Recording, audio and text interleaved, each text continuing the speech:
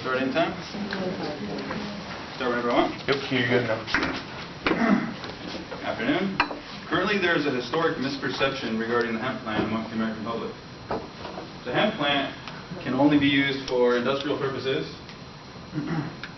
and hemp cannot be used as a drug, and currently hemp has an estimated 50,000 uses. The hemp plant and the marijuana plant share the same family tree, which is cannabis sativa, but they are not the same thing. The history and importance of industrial hemp has somehow strayed from historical text and speech, yet this plant has sustained and assisted in the growth of every nation in the world since the dawn of the agricultural revolution. Russia, France, and England have even gone so far as to fight over hemp. Russia has to this day never prohibited the hemp plant's production, sale, or use, and until recently I wondered why. In the 18th century, the thriving Russian economy and steady hemp commerce between England and Russia was a powerful looming threat to France. The decision would be made in 1807 to shift control of international hemp trade and commerce through the Treaty of Tilsit into the hands of France, and with disastrous results. One of the reasons for Napoleon's interest in Russia was due to their exportation of goods to England, such as hemp. Russia was the main international community's main exporter of hemp, and hemp was England's most vital commodity. Two commerce statistics charts ranked Russia first internationally for hemp production in 1716 and 1717, and it demonstrates the economic importance of hemp to the international community. Russia, through the Baltic provinces, easily established a monopoly with the area's naval stores, and soon Russia became a threat not only to England's economic well-being, but also to her naval security. The Baltic province contained naval routes that stretched from the Gulf of Bothnia to the coast of Prussia, and were known throughout Europe for the trade that navigated along those shores. This highly active trade route passed along areas that were documented at the time to produce the majority of hemp in the world. Whoever controlled this trade route would control hemp commerce, which is why these trade routes were so essential to England and Russia's commerce-based relationship. The most fascinating component of this story is when you look at the many different uses of hemp. The majority of sailing vessels in the world at that time, the many different sizes and shapes, relied heavily upon the hemp plant because the majority of sail masts, canvas, ropes, clothing for the sailors, oil to fuel the lanterns, and even some of the food on the ship, such as hemp seeds, were derived from the hemp plant. The fact that Russia was the international community's main exporter of hemp and England was the main importer of hemp is what placed England's hemp supply completely at the mercy of Russian traders. England's naval forces were highly dependent upon this hemp trade because, again, the majority of sail masts, canvas, ropes, clothing, oil to fuel lanterns, even some of the food on the ships were derived from the hemp plant. There's also evidence that England made a hefty profit at reselling the Russian hemp at double the price, which made that hemp trade and commerce between England and Russia that much more vital to maintain. A consensus on the vital importance of industrial hemp is written about in the article Baltic Commerce and Power Politics in the early 18th century, where an Englishman's quote is as follows: "Hemp and flax are so useful in navigation and trade that we cannot possibly do without them." Within the same article, an anonymous work entitled The Memoir of a Person Interested in Baltic Commerce, 1716, discusses that all of the hemp in the world and the best mass came from a region stretching from the Gulf of Bothnia to the coast of Prussia, which were trade routes that Russia controlled. In 1807, the Treaty of Tilsit was signed after Russia lost the battle at Friedland against French forces. The treaty forced an alliance between France and Russia, and in turn soon forced Prussia to enter into the Second Treaty of Tilsit due to Russian and Prussian ties. The treaty forced an alliance between France, Russia, Prussia, Denmark, and others, and soon forcing them to sever all ties with England, mainly trade and commerce, in hopes to isolate England from Russia. One motivating factor for the creation of the Treaty of Tilsit was to disrupt the international trade system by shifting the balance of power through the Treaty of Tilsit into French control. Instead, this attempted power grab through the treaty by France would quickly create an imbalance of power in the international trade system and affect international commerce detrimentally. England was the international community's dominant industrial power at the time and was highly dependent upon hemp for its naval forces. Napoleon strategized that by ceasing hemp trade and commerce with England, that it would isolate England and its navy would become crippled. Instead, Russia's economy soon became strangled by the order that no trade and commerce would continue with England, which The trade that was not commencing between England and Russia was commerce not going into any nation's economy. A black market to sell hemp arose in an attempt to ease Russia's economic suffering. So smuggling and trade with neutrals continued, despite going against Napoleon's plan of ceasing trade and commerce with England. In an attempt to find a way out of the Treaty of Tilsit, Russia's leader, Tsar Alexander I, attempted to persuade Austria to join their forces against France by promising a fairer charter than the charter Napoleon currently forced upon the Austrian populace. Tsar Alexander I also promised that commerce would be revived, misery abolished, and taxes reduced, which is another example of the international mood in relation to trade, commerce, and economic woes after the signing of the Treaty of Tilsit. Tsar Alexander I also sought an alliance with Poland, and in a perfect example, be careful what you write down, the letter that Tsar Alexander I wrote to the Polish leader was not only rejected by the Polish leader, but also revealed Alexander's designs to Napoleon. The fact that Russia wanted out of the Treaty of Tilsit and was attempting to raise armies to do it was no longer a secret. Russia and the rest of the international community were forced to re-establish trade with England in hopes of maintaining economic stability, despite going against Napoleon and violating the Treaty of Tilsit. The Treaty of Tilsit was the catalyst to the explosive conclusion of our story, where Napoleon makes that incremental decision to invade Russia once again, despite advice from advisors not to. Napoleon had many motivations for invading Russia, all of which seemed to stem from the Treaty of Tilsit. After the interference of hemp commerce in 1807, the Russian economy never recovered. A pie chart titled World Market Share in Hemp Fiber and Tow Production 1997 ranks Russia at 9%, which places Russia third in the world for total hemp production. However, back in the 17th and 18th century, before the Treaty of Tilsit was signed, Russia ranked first in international hemp exports. Since 1807, Russia has yet to retain the title of top international hemp exporter. A scholar might ponder that if the Treaty of Tilsit had never been signed in 1807, where would Russia rank in total hemp production today? In addition, would Napoleon still have invaded Russia? And to take that a thought further, would France have fared better against England in the wars of the Napoleonic Era? The central cause of the Treaty of Tilsit was the international trade system's balance of power, which was operating in favor of all international players except for France. After the manipulation and takeover of international hemp trade and commerce, an imbalance of power rippled through the international community.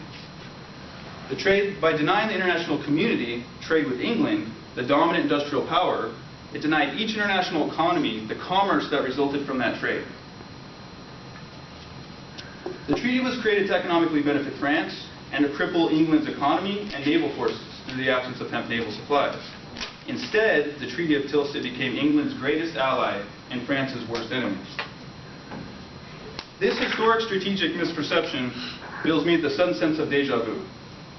Napoleon's strategic misperception and interference with hemp trade and commerce mirrors the strategy that American businessmen took part in the early 1900s that criminalized hemp. This interference with American hemp trade and commerce, by defining the hemp plant as a drug, continues to this day, hence denying America that international commerce. The only question that remains to be answered is, why do we as a nation allow the continuance of restriction upon the hemp plant's 50,000 estimated uses, just like the Treaty of Tilsit did in the international community in 1807? Why deny ourselves these possibilities? Thank you.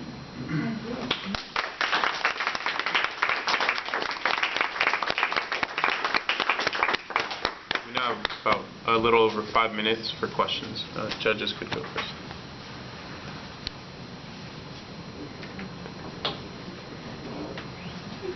Let me talk to you about the treaty. Of course, I'm trying to, from your paper, are you arguing that the hemp commerce was a central part of this treaty, which has often been seen as a broader alliance between Napoleonic France and Russia is concerned about the Ottoman Turks, and so, you know, are you foregrounding you are foregrounding the commercial? I would say that it was an incredibly important factor that I believe has been majorly overlooked when it comes to looking at the Treaty of Tilsit. Yes. Just kind of a follow-up on that. If you had to say which you were more committed to as an argument Mhm. Are you more committed to explaining the context and the role of the hemp trade in the Treaty of Tilsit, or to build a connection between the historical dynamics and current resistance to? I would say that both of those aspects are very interesting and I would like to pursue. Yeah, the Treaty of Tilsit is obviously, the story is incredibly interesting, and it's up to each person's interpretation, I'm sure, as far as to look back that far into history and try to make claims such as that. But present day, I mean, it's very important that we start discussing, not only just the history, but why is it the way it is today? And then maybe we can overcome these historic past misperceptions that continue to, thrive very strongly in our communities.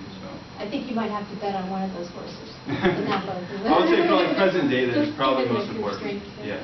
Yeah, thanks. Second question, your interest in hemp. Can you explain? No, this is a serious question. I mean, I get it all the time. So I'm sure we're all curious. Where to drive, or? No. What your own academic interest in this, was it out of an interest in diplomacy or commerce, or I would are you say a hemp advocate? You could call me a hemp advocate, I would suppose. Yeah, public awareness I feel is very important because the confusion regarding marijuana and hemp is prevalent. It's mind-boggling because I hand out cards all the time, every semester, to every class, every student, and I always get the mixed responses like, yeah, smoke it up, or it's like, well, I don't do that. It's like my shoes are made out of it, my laptop bag, you can't smoke it, And so that's what I feel is important, is to get people thinking on the right track. So then we can look at this and go, wow, look at what we could be using in society. Actually, you totally enlightened me because I didn't know the difference between the two. So I think. Good. That was the point. I think that's the point. I think you made it very right on point, and just in many uses. It's just amazing how it could spur our economy. Yeah. I mean, it's like really in. Yeah, if I may, I mean, there's two things that I always like to point out. Radioactive cleanup is one of the attributes of it. They're doing it in Chernobyl with the power plant melted down. They're planting hemp plants and it removes radioactivity from the soil. And there's 30,000 waste sites in the U.S. alone that require cleanup. We could be planting hemp there. And it's a drought, disease resistant. I mean, there's a lot of attributes up there. A lot of other things too, obviously, but you can really almost make anything in society out of it, it appears. Yes? Okay, yeah. 2 minutes, 2.5 minutes. Well, okay, because you made a compelling argument to the economic usefulness of hemp. So why is there so much resistance? What were these 19th century businessmen thinking? It was an interesting story. Probably a whole other paper and a whole other speech, but to summarize it, big business came in. You had DuPont with plastic fiber fuel. You had Hearst with timber industry and newspapers. And these guys, just kind of made a strategy, reefer madness. We can all probably remember most of that. And they lumped it into one category. And there's a slide I brought. So it was too much competition, and so they had to Yes, that was exactly it. Marijuana. And if you look, I mean, it's almost ironic. Cannabis is over here in Schedule 1. These are the requirements for Schedule 1, Schedule 2. And if you look, no high potential for abuse, no current medical use, that's contradicted. Lack of accepted safety, contradicted. And these are what they lump it into the category with. And hemp is within marijuana, right in there. And yeah, and it's a complete misperception. And over here is the ironic component. Marinol is the synthetic THC that pharmaceutical companies make. So they are selling Marinol in Schedule 3. That's A-okay, but cannabis is no good. And that's another paper and topic altogether. Yes. Like Russia had a really big hemp trade and stuff. You said do they have really a climate for it? Does it grow better there, or? Well, that's the beautiful thing about hemp is that it's drought and disease resistant, so you don't need hormones, you don't need pesticides. The U.S. has many acres, and I'm sure Russia, of land that you can't grow things on. Well, hemp you can, no matter. So it's really resistant? Yeah, it's an amazing plant for that. It produces 4 times more oxygen than any other plant, so therefore theoretically should take in 4 times more CO2, maybe clean our airs, in certain smoggy cities, things like that. And yes. Are hemp seeds more viable of a food source then? Hemp seeds are actually incredibly viable. This is a slide that I did from an old presentation, and I compared rice, wheat, potatoes, and hemp seeds. As you can see, rice, wheat, and potatoes have 100 grams, and you can see the statistics, but there's only 30 grams of hemp seeds here, but it exceeds the fat content, almost exceeds protein, it has omega-3s and 6s, which none of the other ones have. I mean, and if you think of Africa, Africa's in dire straits. There's a plant that can grow in drought, disease climates, and the seeds, you know, along with the fuel and all that. I mean, it's just, yeah, it's amazing. It really is.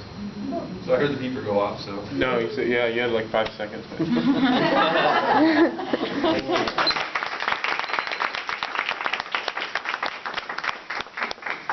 So there's now a 5-minute transition, so a break.